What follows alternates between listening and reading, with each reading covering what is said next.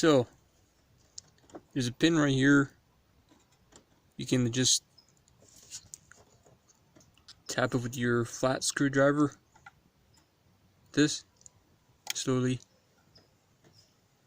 back it out until it pops out. And then there's another pin right here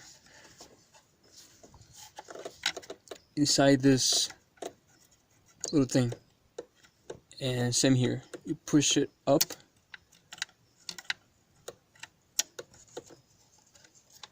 and with one hand, while you push it up, you just pull back. You kind of rock it side to side, and then